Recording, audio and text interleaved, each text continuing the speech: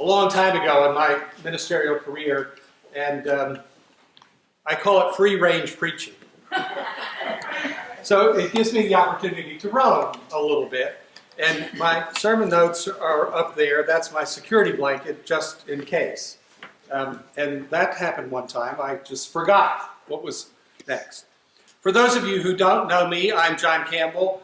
I was pastor here at Davidsonville from 1995 to 2001. Bonnie, my wife, was the associate pastor here from 96 to 2001. And some of you will remember my mother, May, who was also part of the congregation during those years. Those were wonderful years for us. It's been a long time. We've been back and visited occasionally at Davidsonville, but this is my first opportunity to preach, and so it's nice to be here, and it was nice of Wendy to invite me to come and to share with you this morning. So would you pray with me? Oh God, either through me or in spite of me, may your word be proclaimed and heard, and upon hearing, may we be moved to act in your name and for your kingdom. Amen. And if my voice drops too much, and those of you who are in the back can't hear me, just like wave like this or take a nap, whichever works for you. Any of you who grew up with siblings, brothers or sisters, will understand this concept of wondering, did your parents have a favorite among you? Now, I was the middle child of 8, and I was sure that at least I was my mother's favorite. At Christmas time, she would let me stay home from school a couple days, one to make cookies with her, and another we would go shopping in downtown Baltimore back when there used to be 4 department stores on corners, and we would go from one bargain basement to the next bargain basement to the next bargain basement. I was sure that I was my mother's favorite. Some years later, she was living with us in Juneau, Alaska after she had retired, and we convinced her to come and live with us there. And while there, occasionally she would make batches of her famous chocolate chip cookies. And she would package them up with no leftovers, and she would mail them to my brother, Robert, who lived in Georgia at the time. And I began to question whether, in fact, I was my mother's favorite. I began to feel a little bit like the older brother in today's story that you didn't hear about. You heard about the prodigal son, the younger brother, and we'll tell the story in a minute and talk a little bit about the older brother. It was a hard thing for me to face, but, I learned to live with it. The story today is the prodigal son story, and it's familiar to most of us. The son who asked for his inheritance. And I should caveat this by reminding you that this was a parable that Jesus told. This stuff never happens in real life. You don't ask your parents for half of your inheritance when you're young and you get it. I mean, that just doesn't happen. But in this story, it did. And of course, the son went off, squandered all that he had, according to the old brother, on wild living, gambling and women and other kinds of things. And then a famine arose in the land, the country where he was then living, and he began to starve to death. And he had an aha moment, an awakening, a realization that, what have I done? I could be one of my father's hired hands and be in a better situation than I am now. I'm here feeding pigs, and I can't even afford to eat what they're eating. So in this awakening moment, he realizes that he has wronged his family and his father and his brother. And so he says to himself, I should go home and say to my father, Father, I've sinned against heaven and against you. I don't deserve to be your son anymore, but please take me in as one of your hired hands. I'll be better off than I am now. And of course, in the story, he goes home. And while he's still a long distance off, the father sees him, runs to him, hugs him, And the son says, "Father, I have sinned against you and against heaven. I don't deserve to be your son.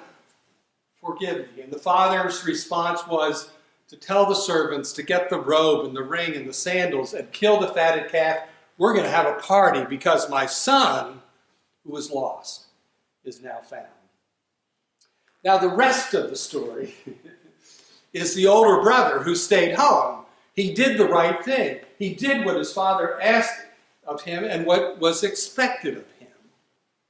And when he saw the party and heard about the party for his younger brother, he was a little miffed, to say the least, and questioned his father about, "Why would you do this? I was here. I stayed. I did everything that you asked, and you throw a party for him? You never threw a party for me." And the older brother didn't understand. We live, I think, in a culture today where a lot of us have sort of an older brother mentality. I've done everything right, or pretty much, I deserve this. Why doesn't this come to me? And we're resentful for those who seem to get what they don't deserve and never earned it. I thought about this last weekend. We drove back and forth to Augusta, Georgia. And I won't mention what we were doing in Augusta, but those of you who are golfers know where we were. I won't brag about that or anything. I didn't wear my logo shirt. But one of the things that I was reminded about driving 95 most of that way and Interstate 20 is all along the road.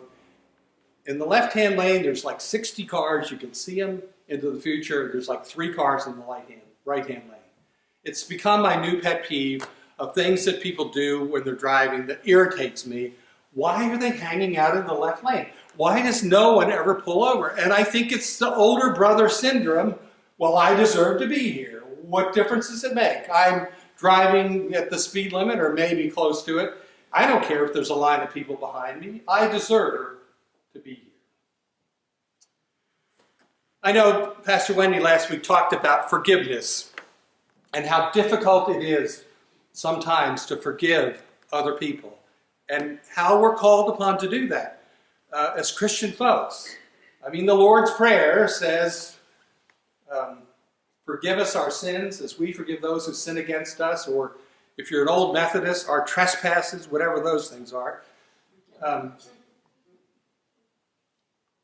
But the other side of that we have a hard time learning, I think, sometimes as Christians, is that in addition to learning how to forgive others, we have to learn how to seek forgiveness for ourselves. And I think the story of the prodigal son has at least 3 good messages to share with us. 3 because, in a sermon you need to have 3 points. And so this is so you can keep track of them.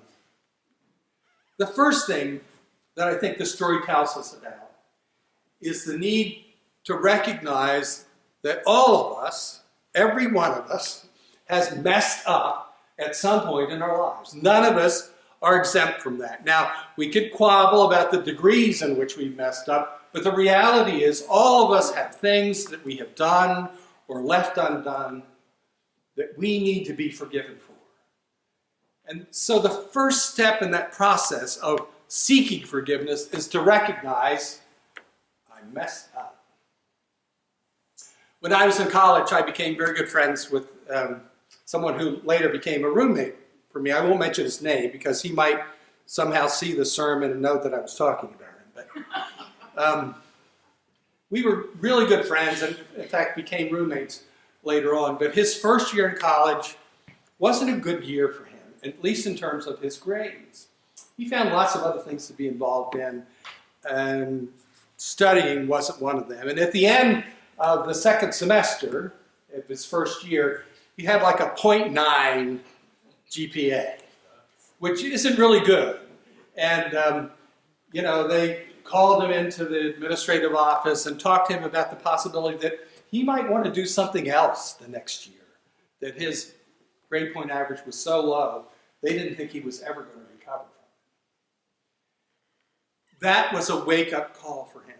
That was an aha moment for him to realize, oh my gosh, I spent a year here and I just have screwed it up royally. The second point in the story I think that we need to recognize is that when we need to be forgiven for something, that it's important for us to go to the person that we have harmed or done something wrong to and ask for forgiveness from them. It's not enough, I don't think, it's not enough for us to recognize our own sorrowfulness about that and to let it go at that. We need to offer that apology to the person that we've harmed. My roommate had to go and apologize to a lot of people to stay in school. And some of them were professors who he really loved. And the fascinating thing was he paid the price for that first year. He became a very good student. He was smart. And for the rest of his 3 years in college, he was an A primarily and occasionally a B student. But his GPA at the end of 4 years is still just kind of hanging in the middle there because of that first year. But he had to go and confess to these people that he cared about that he was sorry for what he had done. When I was 8 or 10, we had in our backyard a hammock that stretched between a tree and a pole.